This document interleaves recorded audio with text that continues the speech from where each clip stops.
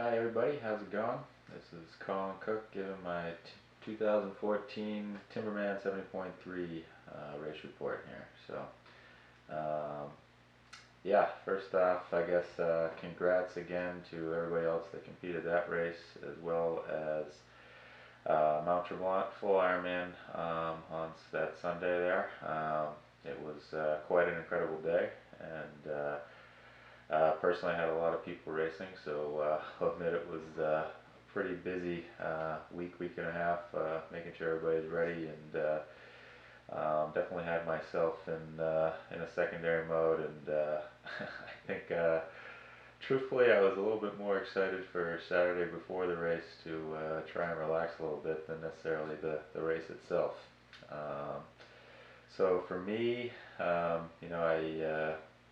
headed out and I got to stay at one of my clients' house, Mike Walsh. Thank you very much, Mike and Cindy, for the hospitality. We also, Calvin ended up staying with my mother-in-law, so it was a kid-free weekend, and we were excited for a little bit of downtime and being able to relax a bit.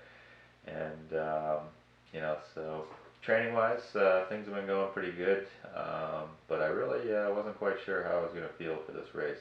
Still only 3 weeks back from or after Ironman Canada, so even the weekend before, my legs still weren't coming quite back around, and my runs, definitely respecting that and backing up the pace and keeping it easy. And I wasn't sure if I'd be able to fire quite like I wanted to, but things worked out pretty well. So I guess Saturday, did all the bike check and things. It's rather time consuming with Timberman because you have to go to Gunstock to register, and then you have to bring your bike to Eloquia Park there. But got that done, and went to the movies with my wife, which was nice. So then after that, we went over to the team dinner that we had over at Chris Stevenson's house. So Chris, thank you very much for hosting, doing an amazing job cooking. I sure the heck couldn't do that, so I give you a lot of credit for that. And it was great. We had a solid turnout. I think everybody got some good carb loading in, and we were out of there early enough to get to bed early and everything. So it worked out great. So thanks again, Chris. So woke up, 4 a.m., actually like 3:50, and headed over right away to the park, just so that we could park in Eloquia. And yeah, still, didn't really get too nervous before this race, and I'm usually happy when I get nervous. That means I'm focused. So again, I was a little unsure of how the day was going to go, but got out there in the swim, and pushed it a little bit for the first couple buoys to establish my position. One other thing, my wave did go off at 7:54, so like 54 minutes after the race started, which I wasn't thrilled about. Usually means me having to ride through a lot of folks and everything, but it is what it is. So can't control that, and so I went on the swim, went hard at the beginning, and got into a good groove. Definitely started passing other waves, and really had to do some weaving at some points to get around some people. So that was a little bit, of a challenge, but no major issues with the swim. Stayed within myself and controlled, and most importantly, I came out of the water in 29:38 or something like that. So sub 30, finally broke the sub 30 mark. I'm not quite sure it's why it's taken me this long to do that, but I'm happy to have come out of the water sub 30. So headed in a transition, ended up using the wetsuit strippers actually, and got out and got on the bike. I did notice, I knew this guy, Scott Bradley, in my age group, who was racked right next to me, was going to be some pretty good competition for me. So I noticed that his bike was still in transition when I headed out, so I thought that was good. But then got on the bike, and actually was right with Nate Thomas as we started out. He ended up taking off pretty quick right after that, and also that Scott Bradley passed me right at the beginning of the bike.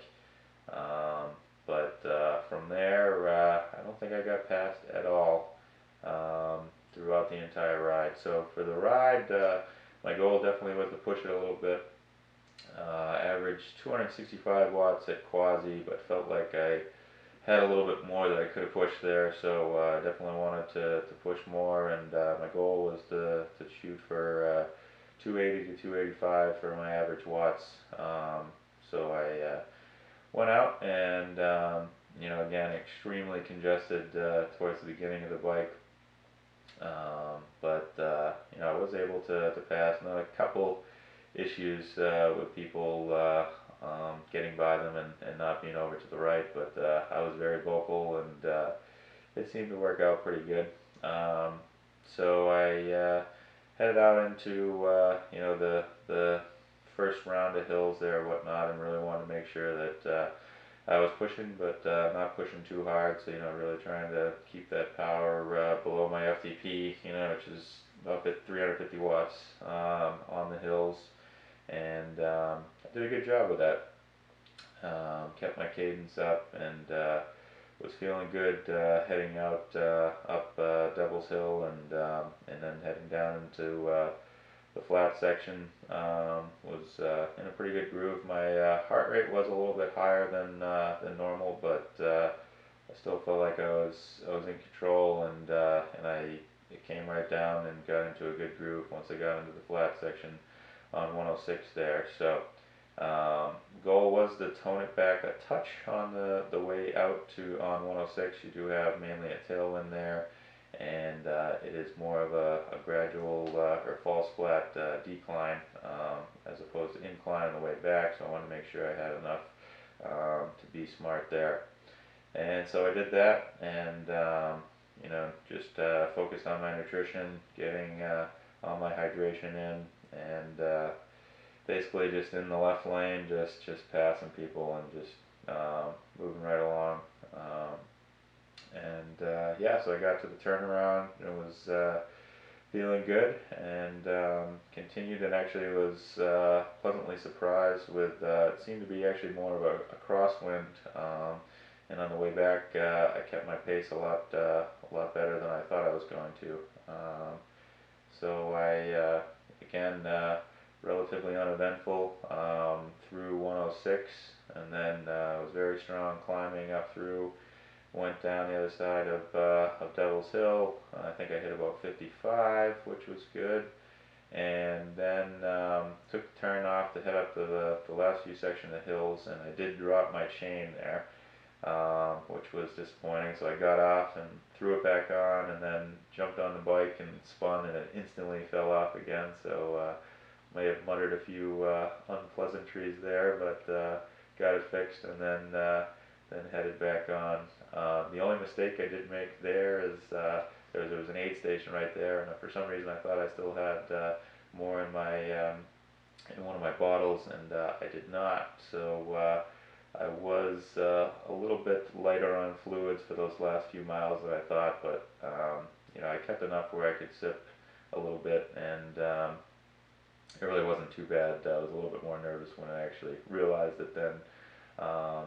Felt fine when I headed into transition, and wasn't too depleted there. So, but overall, ended up with a average power at 273. So it was a little bit lower than what I was shooting for, but with the hills and things like that, it was right about what I wanted. And my normalized power was 287 with a VI of 1.05, which on a pretty hilly course like that, I was happy with.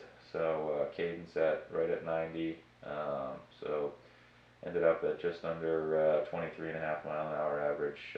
Bike split was 224.07 or something like that. So get rid of that chain drop, probably around 223, something like that, a little bit higher. So very happy with that, and headed into transition, and got off, and the legs felt good. So cruised on in and racked the bike out pretty well and headed on the run. So I did notice, and obviously I never caught Scott, so I didn't know how far ahead of me he was, but knew I would have to push on the run if I was going to have a chance. But that being said, I definitely held back a bit at the beginning for the first couple miles. You got a steady incline there to start the run, so I respected that, and those first couple miles were a couple of my slowest miles of the day, and I think that really helped. So I got up through the first section, kind of in the neighborhoods, and got out onto I don't remember the name of the route there, but where you go on the out and back and do the turnaround, and I did see Scott. He was probably a good, that point he must have been at least 10 minutes ahead of me, and maybe not quite as much, but he was definitely pretty far out in front of me, which was a bit disappointing, but I knew that I was a stronger runner than him, and who knows how hard he went on the bike, which ultimately he did a 2:15 or something like that bike, which is exceptional, and I think it was the 5th or 6th fastest overall for the day, including the pros. So certainly a chance that somebody biking that hard may blow up. So I knew if I kept pushing, I could have a chance. So I just kept on trucking, and focusing on that cadence and that turnover. Kept on moving up those hills, but didn't really worry about my pace as I was climbing, and still, just continuing to pass people like crazy, and so got to the turnaround. That's right, and actually I apologize, it was definitely uplifting even on the way out to see our Northeast Multisporters at the Northeast Multisport aid station. They were absolutely fantastic, and it was great having them out there, and especially on the decline on the way out, really picked up the pace, and was able to catch up from some of the hill climbing and the slower pace at the beginning. And so I headed around the first loop and was feeling really strong. Definitely starting to fatigue, but heart rate was in control, and knew it was just time to really dig deep and see how much I wanted to hurt that day. So I just focused again on that cadence, and kept on trucking. I same thing, just kept going through the neighborhood section, and got out to the turnaround point out on the highway there, and did see Scott, and I definitely had gained some ground on him, but it didn't look like it was gonna realistically be able to catch him, but so be it. I did know in my wave, actually, my age group was split into 2 waves, so there was some people 4 minutes behind me, so I knew I had to push all the way through just in case. And who knows if I could catch Scott. So I really picked it up, and I did end up negative splitting the run, not by too much, but just a touch, and did good. I ended up with average cadence at around 90, or no, sorry, so it was 89, so a little bit light there, but pretty good, and happy with that. And so my slowest mile was 6:23, or excuse me, 6:36 at the beginning there, and then my fastest mile was mile 13, which was 5:52. So I definitely pushed all the way through the end, and took advantage of those downhills, and so came across, the run was, what was it, 1:23:13, which I think was the second fastest amateur, and first fastest in my age group, and it felt good. Still feel like I probably could have gone a little bit faster if my legs were at 100%, but I will take it. So finished up the day at total time of 4:19:38, I think it was, which I was very happy with about. That is a PR for me, and the first time I broke 4:20, so pretty, again, very happy about that, and given everything and my recovery from Canada, really can't be much happier with it. So The conditions were just phenomenal all day. You know, it was cool and not much wind, so I think that was a huge factor as well. But yeah, it was just a great day. You know, got to hang out after and see a bunch of people from the club and clients finishing and get to chat with them for a while after. And you know, my wife was there rooting us on, and got to spend some time with her in the transition area and everything, or after the post race eating and things. So that was fantastic, and just really couldn't ask for a much better day. It was so great to race, you know, local and put up a good performance. And sorry, so I ended up I was 17th overall, 8th amateur, and second in my age group. So that was good. And yeah, thank you very much to all my sponsors and everything. My coach. Dine, Speed Merchant Aero, Trisports, Blue 70, of course Jack and the Velo Resource, and Leslie Y for helping me with my nutrition. And yeah, thank you very much to them, and things went well. And now I've got 70.3 World Championships coming up next, which by the time I get this race report posted will be about 2 weeks away. So heading up to Mount Tremblant for that, which I'm very excited about. Definitely going to be tough, and they've changed the run course to make it extra fun for us during the race. So we'll see how that goes, but I'm excited for that. And then obviously still a lot of training, and really won't be tapering much for that. Got some big riding to do this coming weekend and the following weekend to get ready for ultimately for Kona. But feeling really good about where I'm at, and yeah, it was everything is good. So thank you very much to everybody for watching, and yeah, I will be talking to you soon here. Take care.